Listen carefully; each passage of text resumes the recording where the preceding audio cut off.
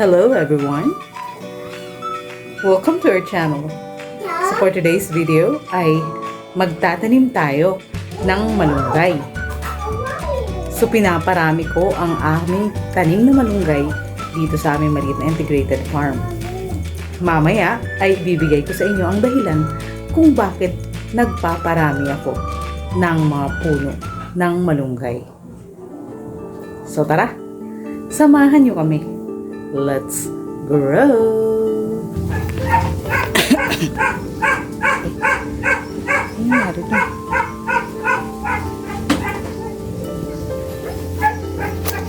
Ayan, so dito sa space na to natin itatanim ang ating sanga ng malunggay.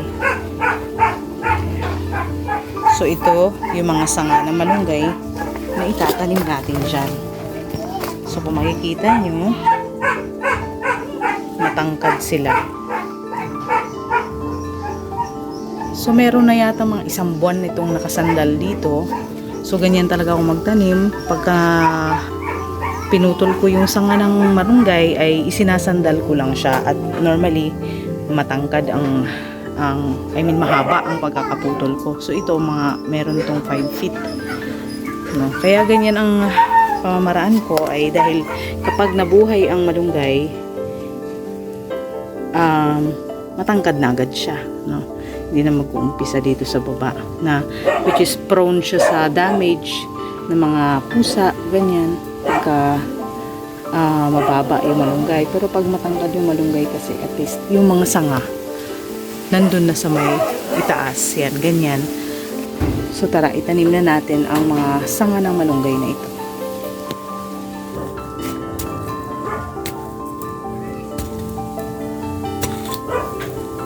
Shout out to our new subscribers, iZumo TV, Marida Atierso,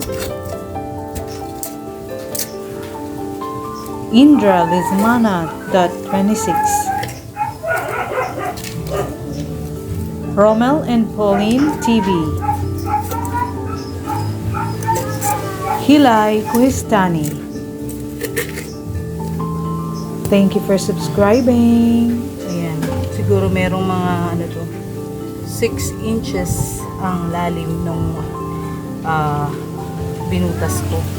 No? 6 inches ang lalim ng pagtataniman. Ayan.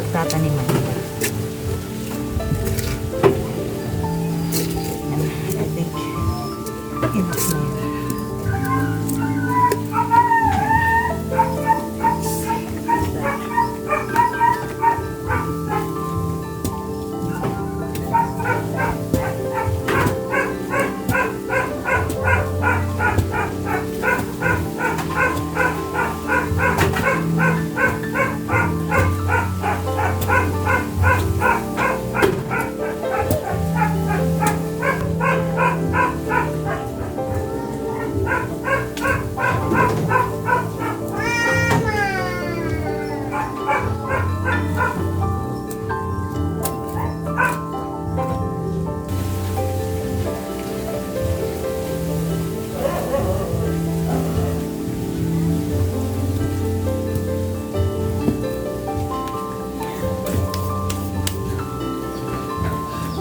So, tapos na tayo magbutas. Ngayon ay tatanim na natin ang sanga ng malunggay.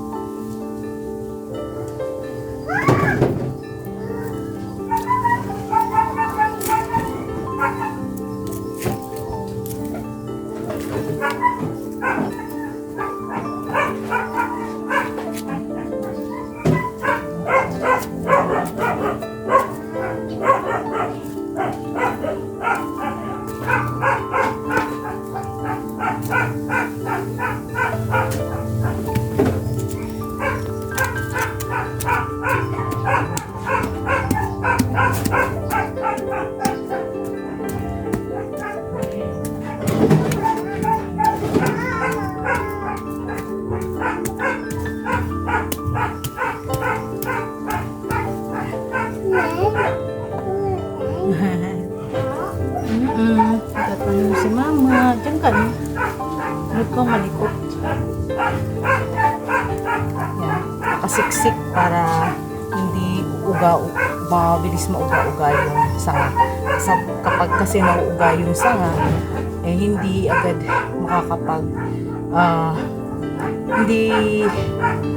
hindi ka agad makaka-recover at saka yung ugat niya may istorbo. So,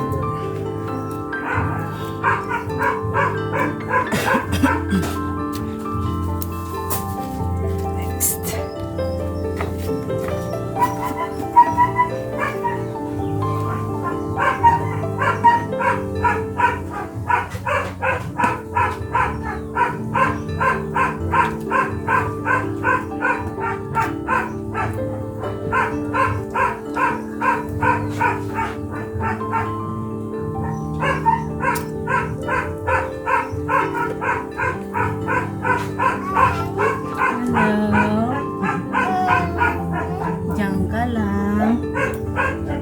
You are not allowed here. Diyan ka lang. Magpe-play ka lang yan, ha?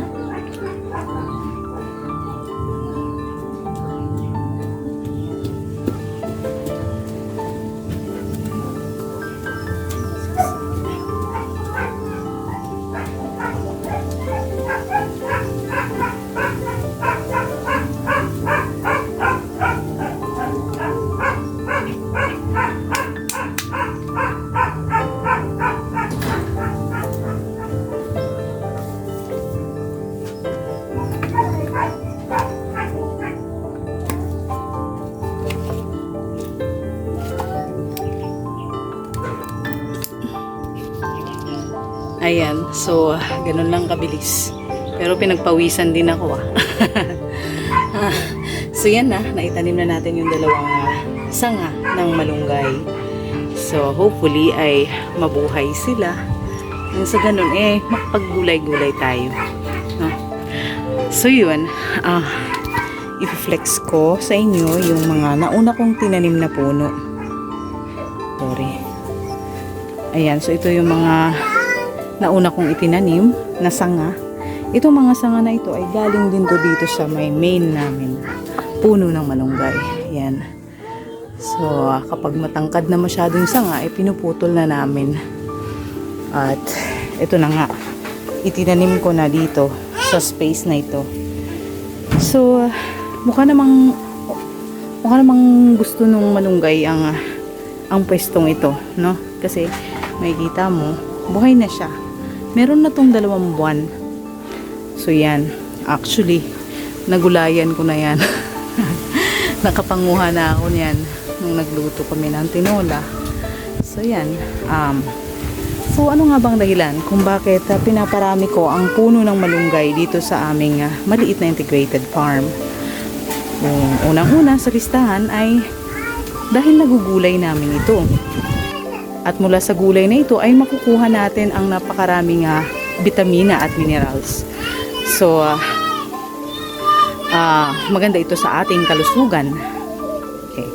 So, pangalawa sa listahan naman ay nakakatulong kasi ito sa aming pagmamanukan. Dahil nagagawa ko itong patuka. So, nakapag-upload na nga ako ng video about sa malunggay na pwede itong gawing patuka, pwedeng fresh, at pwedeng air-dried. Which is mas maganda nga kung i-air-dry mo yung dahon ng malunggay. Mas maganda siya sa mga manok. So yun ang pangalawang reason. Pangatlong rason naman ay base sa na-research ko, ang malunggay daw ay rich in nitrogen, yung dahon nito. So kapag ang mga dahon nito ay syempre meron naman talagang malalaglag dito sa lupa, no? Kapag nalaglag ang dahon ng malunggay sa lupa, ay nakakatulong yan para pagandahin ang kalidad ng lupa. Okay? Kasi rich in nitrogen nga daw yan. So ayan, ang tatlong rason kung bakit pinaparami ko ang puno ng malunggay dito sa aming maliit na integrated farm. Actually, may pang-apat pa. So ito, ano lang naman ito kasi nga, mahilig din kasi ako sa mga halaman. So yan, yung mga hanging plants, naisip ko dahil dumadami sila dyan, masyadong hindi na maganda ang arrangement dahil kumpul-kumpul na sila. Naisip ko itong puno na ito dito, yan sila, yung malapit dito sa aming tambayan sa labas ng bahay, no? Naisip ko kapag nabuhay yan ay isasabit ko dito, yan, sa mga sanga na yan, isasabit ko dyan ang mga ilang orchids ko dyan na nakasabit. So yun yung pang-apat. Personal ko lang reason yun kung bakit itinanim ko dito sa part na to. Okay, so that's it for now. Sana ay na-enjoy nyo ang video namin sa araw na ito at may natutunan kayo. So maraming salamat sa walang sawa nyo suporta at panonood sa aming channel. Nabanggit ko doon sa una kong upload na open na ang membership sa aming channel. So I hope na mag-opt kayo na maging member ng aming channel.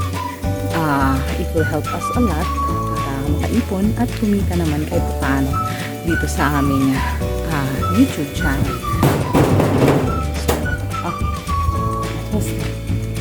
So, hanggang dito na lang. Maraming salamat.